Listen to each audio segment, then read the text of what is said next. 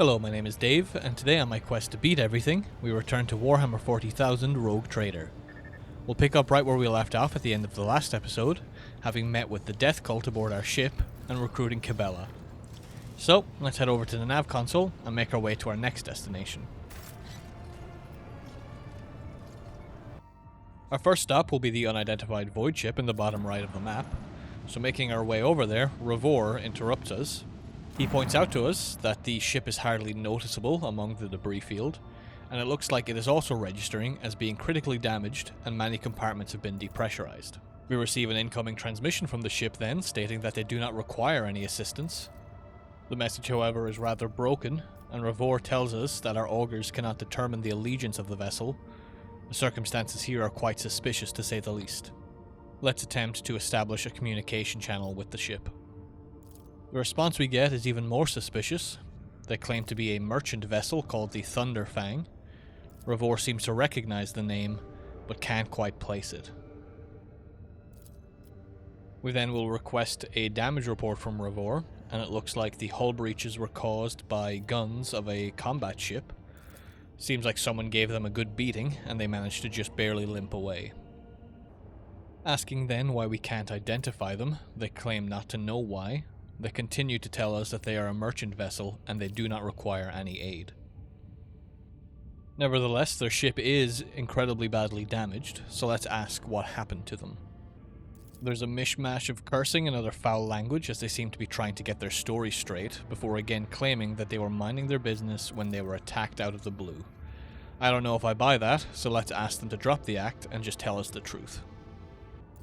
Reluctantly, they finally give in. They represent the Fellowship of the Void, which is a pirate faction. They came here to break some friends out of the penal colony on Rykad Philia. They want to strike up a deal, however, and maybe do some trading. So let's see what they have to offer.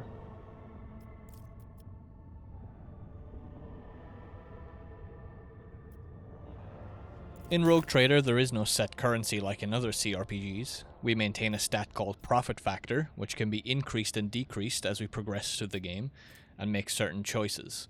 Each faction also has a reputation rank that we can increase or decrease by giving them trade goods that they like. We can use the buy all available option here to get everything that is currently available to us within our reputation rank and profit factor level. Then we can move on to the reputation tab and trade some of the goods we've accumulated to level up our reputation and claim all of the newly available items for ourselves. With everything possible bought from the pirates, we can then spend a little time to clean up our inventory a bit, before finally continuing our journey on to Rykad Philia.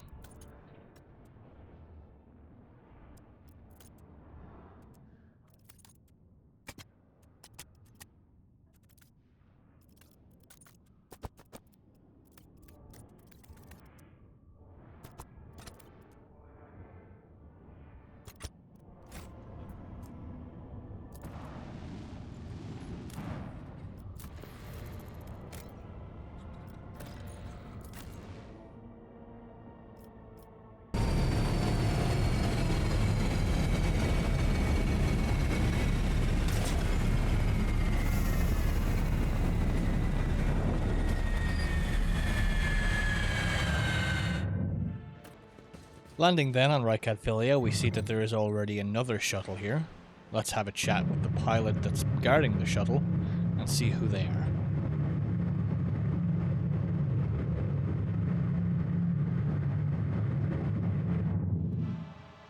The pilot seems to think we are some form of reinforcements. Let's take a moment to introduce ourselves and then ask them to do the same. They introduce themselves as Captain Raquel Vicari. They serve the Rogue Trader of House Winterscale, the owner of the Rykad system. We ask them about where we are, and they tell us that this is a penal colony where prisoners work the mines for sulfur, serum dust, and sand. There has been a riot, however, that is led by the Warden himself, and he has declared Rykad Philia an independent world. It seems that one of the Winterscale heirs also came here to speak to the Warden in hopes to resolve the riot. Raquel has not been able to contact him for some time now, though. Abelard seems to recall this heir, Yvain Winterscale. He is one of the distant heirs, but not much is really known about him. Cassia then joins in and tells us that Yvain has visited Uruk 5 many times. The Great Regent wouldn't grant access to anyone dishonourable. She says that we should aid this man of noble blood. We then ask about the Warden, and Raquel tells us that nobody expected this. The Warden was a respected man from a governor house and vassal to House Winterscale. He proclaimed Rykad Philia his personal domain, and the prisoners his subjects. I want to know why Yvain would bother parleying with a traitor, and Raquel tells us that it is a personal matter. The Warden is a childhood friend of his, and he came without delay, hoping to bring his friend to his senses. Abelard finds this funny, claiming that this must be the first Winterscale in memory who prefers to talk first rather than shoot. Whilst we're here, we'll also ask Raquel if they know of Heinrichs. Perhaps he is here too, though it seems that that is not the case. Finally then, we'll ask Raquel if there's anything else we should know about or be aware of while we're here, and he tells us of some rebels that have holed up in the barracks. Yvain Winterscale has also planted mines along the path to protect the shuttle, so we should probably keep an eye out for that. Before we depart, Raquel also asks us if we had been to Rykad Manoris yet. We tell them that we haven't, and know nothing about the person they are asking us about.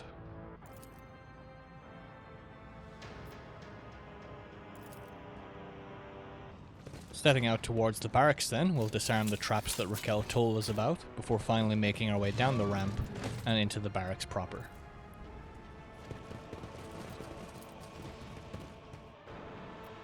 The inside of the barracks then also appears to be trapped, so we'll break off Argenta and send her around to disarm these traps. While I have my navigator skills to call upon, you are, statistically speaking, far more likely to perish in battle. Oh, I mean, that came out wrong. With all of the traps disarmed, we can finally push forward, but we do end up triggering a combat encounter with the rebels we were told about. Unfortunately, this counts as an ambush, so we won't be able to prepare ourselves before starting the battle. Your existence is naught but ashes. Come to chaos! The battle begins with the turns of a couple of the guards. A lot of them are quite far away, although one of them can throw a force grenade through this grate. Another of the prisoners comes forward and manages to kick Abelard over, pushing him back. Death to the weak. Crush the feeble! Kassius then gets his turn, and as always we're going to use Iron Arm on ourselves first as a buff. Then we will use his charge ability to close the distance on one of the prisoners in front of us. This secures us an easy first kill, which will follow up with a regular strike against the enemy behind us, getting us another kill. Lastly then, finishing off his turn with an Endure. Another group of enemy turns then happen, and most of them again still too far away, so they spend a lot of their turn closing the distance. I serve the ruinous palace.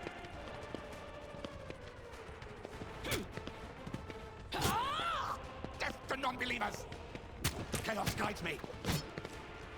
Cassia then is up next, and she's going to start her turn by using Bring It Down on Cassius, giving him another turn with 2 action points. He uses the 2 new AP to perform another melee strike on the prisoner that has moved up next to him, before once again using his Endure. Cassius' remaining turn is used to cast Reveal the Light on Cassius, buffing his toughness and willpower, as well as also buffing him using her Voice of Command ability. Me? If you insist, Lord Captain. She then moves forward into melee range of the prisoner and using her own melee strike on him, securing 7 more points of damage. Argenta is next to act. She uses all of her movement to push forward and casting rapid fire on herself. Unfortunately, many of the hostiles she wants to attack do not quite get covered by her arc of fire, though she does secure a kill against one of them. She then uses her run and gun ability to push forward again, targeting one of the remaining prisoners with a single shot. Doubt is for the weak. Cabela will start her turn by finishing off the prisoner in front of her, then using her 2 Blade Dance charges to move forward slightly. Idira will follow suit, moving deeper into the barracks, before casting Ignite on the prisoner hiding in the back corner, along with Forewarning on Cabela.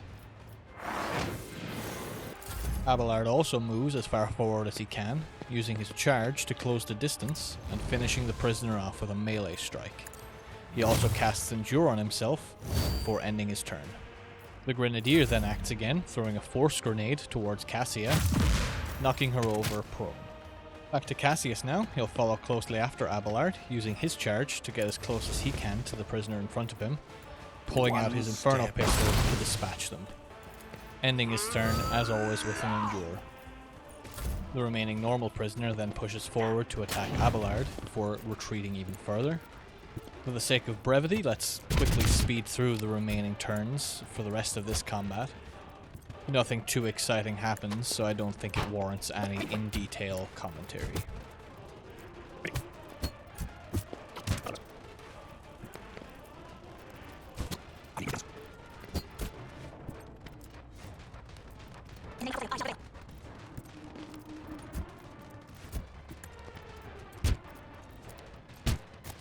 With the prisoners finally dispatched, we'll take a moment to gather up all of the loot from them.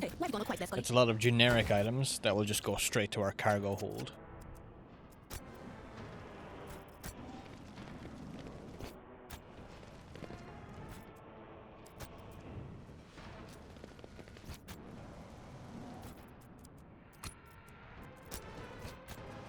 Heading deeper into the barracks then, we are met with a rather grim sight. It seems someone has turned this room into a mass grave. On one body amongst the others, we do manage to find an item of interest, the prison guard key. Making our way back towards the exit, we'll first breach this door on the right. Walking inside then, we are confronted by another group of rebels. Half of the group, however, don't seem particularly interested in rebelling anymore, and they dispatch the three in front who are threatening us. I think they've earned a chance to explain themselves. Apparently, they are honest inmates, and wanted nothing to do with all of this rioting business. They simply played along to avoid their own deaths.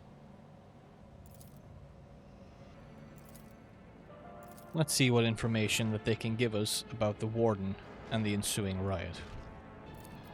According to them, the Warden started enacting some very strange decrees, starting with the introduction of lunches and dinners. Absolute nonsense if you ask me. To top it all off, they started rewarding hard workers too, with promotions. After a while, the promoted prisoners took the place of the guards, and punishments got worse from there. The Warden himself eventually moved down into the quarry with the prisoners, and they think this really scrambled his brain. He began spouting nonsense about how the Optimates are the saints who will behold the truth. That's definitely quite a tale. We'll have to investigate further for ourselves once we head down into the mines. Turning back to the prisoners in front of us, let's see what they can offer us in exchange for their lives. Turns out that these three are also members of the Fellowship of the Void. They are going to tell us the location of some business-minded people on Footfall and set us up with a nice discount for our troubles.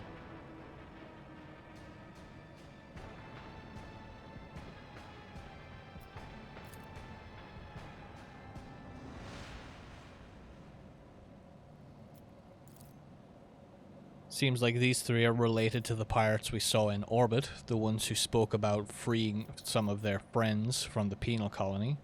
Let's tell these three about that void ship. For now, we'll agree to spare these three. Keeping the Fellowship of the Void on our side might prove beneficial in the future, especially if we can meet them on Footfall and see what kind of goods they have for us.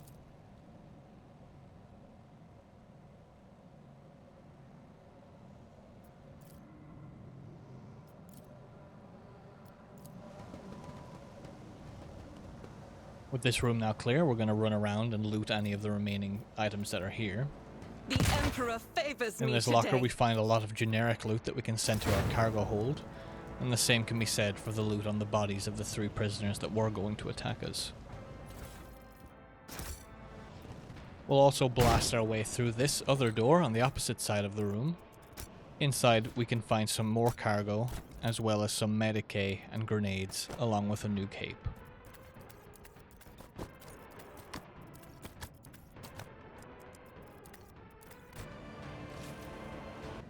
With everything else in here sorted, we can then head back outside to the main Embrace level, true power.